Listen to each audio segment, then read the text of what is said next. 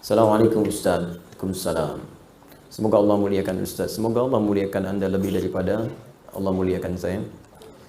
Ustaz, pada tahun kemarin tanggal 10 Desember saya waktu itu ada acara seminar, tiba-tiba saya menemukan uang 250.000. Kata guru saya, karena saya bilang kepada guru saya ada uang hilang, dan guru saya Ustaz juga. Ya, guru itu Ustaz. Ustaz itu bahasa Indonesianya guru. Guru itu bahasa Arabnya Ustaz. Ya. Dan guru saya Ustaz juga. Ya. Dia mengatakan, udah uang itu jadi milik kamu. Ah, ini dia. Karena saya tidak tahu ilmunya, saya pakailah uang itu. Nah, ya. Sebagian disedekahkan, iya, rumus. Sedekahnya kurang lebih berapa ini? 20.000, 70.000. Kelihatannya sih berapa ini Mas? 70.000. Nemu 250. Baik, sedekah 70. 180 pakai sendiri. Sisanya dipakai oleh saya. Bagaimana Ustaz hukumnya? Apakah saya berdosa? Baik. Salam kanggo Ustaz di Kemosong. Baik. Harta temuan itu kalaupun ingin diambil, sebelum diambil dipertimbangkan dulu resiko. Ada dua cara. Pertama, ditinggalkan, tetap di tempatnya. Kalau memang kita tak mampu mengembalikan pada pemiliknya. Karena hukum pertama barang temuan itu dikembalikan pada pemilik, bukan digunakan. Apapun itu, nemu tas, nemu dompet, ya, nemu uang, dan sejenisnya sekiranya berharga. Kalau kotoran nggak usah, gitu kan? Yang sekiranya berharga. Ciliwung nemu sesuatu, ya udah biarin aja itu mah ya. Nah, ini yang kiranya berharga. Kalau Anda sudah dapatkan itu, artinya Anda temukan, maka hukum pertama, jika punya kemampuan dan Anda ingin mengambilnya, maka kewajiban langsung melekat kepada Anda untuk mengembalikan pada pemiliknya. Kalau tak punya kemampuan, ada dua pilihan. Imam meninggalkan itu supaya resiko beban tidak berpindah kepada Anda. Atau yang kedua, Anda infokkan pada orang lain yang mungkin lebih tahu dan lebih mampu untuk mengembalikan itu. Biasanya di sini ada pihak berwajib. Ya, sini ada saudara kita, misalnya ada Pak Eli, ada yang lain. Kembalikan lewat orang atau yang punya kemampuan, punya instrumen untuk melacak itu. Pak, saya menemukan uang ini, Pak. Saya tidak tahu pemiliknya siapa. Tapi yang kita rujuk itu punya kemampuan untuk melacak, ditemukan di mana, bisa melihat sidik jari, macam-macam dan sebagainya. Yang kira-kira bisa dikembalikan dengan nilai berharga, ya. Baik, tapi kalau Anda merasa di situ punya kemampuan atau ingin beramal soleh sekaligus mencari pemiliknya untuk dikembalikan, maka pertama niatkan untuk beribadah kepada Allah. Itu dulu.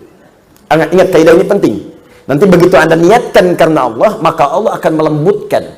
Orang yang memiliki barang itu boleh jadi ada manfaat yang Anda dapatkan dari situ.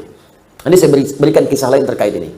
Nah, apa yang terjadi kemudian? Maka berusaha kembalikan dulu. Cari jalan. Iman Anda mencari, nggak ada nih kemudian pemiliknya, nggak ada alamat, nggak ada macam-macam. Cari dulu. Cari wasilah. Tanyakan ini, tanyakan itu. Ya, dan seterusnya. Sampai kalau kemudian pada masa tertentu tidak juga ada kunjung kabar. Anda tunggu sebulan nggak ada kabar. 2 bulan nggak ada kabar, 3 tahun nggak ada kabar, tidak sama sekali muncul pada saat itu, maka walaupun status barang itu kemudian dinyatakan tidak ada pemilik, yang berhak diambil oleh Anda bukan seluruhnya. 2/3 Anda sedekahkan, 1/3 Anda ambil. Jangan diambil semua. Ya, berikan kepada yang lain dulu. Hak yang lain berikan, Anda ambil sebagiannya. Jelas sampai sini? Baik, tapi yang saya katakan sekali lagi, lebih baik kalaupun tak mampu, Anda serahkan kepada yang punya kemampuan untuk merujuk. Tapi kalau Anda kira-kira punya rasa, kayaknya si fulan nih, Anda ambil dan niatkan kepada Allah. Di situ nanti ada hal yang sangat indah. Pernah terjadi kejadian, seorang pejabat di Indonesia umrah, membawa uang cukup banyak, 3 miliar di kantongnya. Ya, pakai dolar dia bawa itu. Ini kisahnya tercerita langsung ke saya. Begitu kemudian teman-teman didapatkan itu, ketinggalan di bandara. Ya karena dia mau niat ibadah, ya sudahlah, biarin aja gitu kan. Dia jalan aja, sudah macam-macam. Tiba-tiba ada yang ngantarkan. Pak, katanya saya menemukan ini kayaknya punya bapak nih. Dia, oh iya betul ya, katanya punya saya ini. Nih silakan. Udah begitu dia buka utuh semua, nggak ada ambil, nggak ada apa. Tiba-tiba diambil $20.000, langsung diberikan. Pak, bawa aja ini, silakan. Silakan katanya. Jangan Pak, saya karena Allah. Bukan, memang Anda kerjakan karena Allah. Nah, ini bagian terima saya. Syukur saya kepada Allah, berterima kasih kepada Anda. Diambil $20.000, diberikan kepada dia. $20.000, 260 juta, langsung ambil. Berikan. Banyak kejadian begitu. Ada dulu yang ketinggalan seorang orang soleh, dermawan, orang kaya. Ketinggalan teman-teman sekalian, mutiara hadiah untuk putrinya. Ya, jadi putrinya memasuki usia-usia yang cukup baik, usia sudah layak menikah, ketinggalan kemudian di sebuah musola, toilet masjid. Jadi dia masuk toilet, tempat ada yang mengatakan tempat wudhu, ini kisah nyata. Jadi begitu dia berwudhu selesai, dia lupa ngambil itu.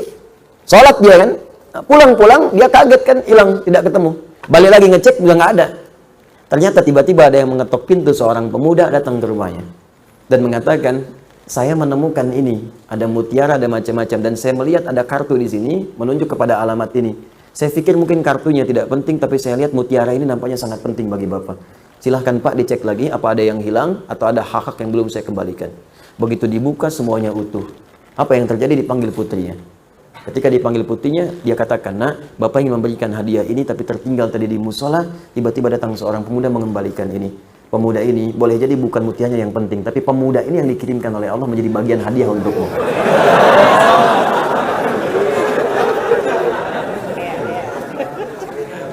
Makanya kalau nemu mutiara, jangan dijual ke pasar lah. Cari pemiliknya dulu, cari pemiliknya. Ya, dia siapa tahu dia masih punya cucu, masih SD. Memang untuk dia. Mungkin jodohnya anak antum di kemudian hari. Bangun jadi kekerabatan, jadi teman kan. Mungkin pemilik perusahaan, mungkin macam-macam. Jadi bagian yang mungkin Allah datangkan rezeki di situ. Jelas ya? Terus kasus yang tadi bagaimana Ustaz? Anda ambil 70.000. Ya. Maaf, Anda berikan 70.000. Banyak kan Anda ngambilnya. Ya. 250.000. 250.000 bagi 3 berapa? Ayo cepat. Cepat tuh Joni. Berapa? 80 sekian, 82, kan? Maka sudah Anda kembalikan aja dulu, tambahkan yang tadi. Ya, keluarkan. Berarti kan yang Anda ambil 100, 250.000 kurangi 70, 180, kan? Maka 100.000-nya keluarkanlah. Ya, keluarkan. Dikeluarkan kemana Ustaz? Sedekahkan kepada yang memerlukan. Ya, berikan, dan semoga Allah ridha dengan apa yang telah Anda kerjakan insyaallah.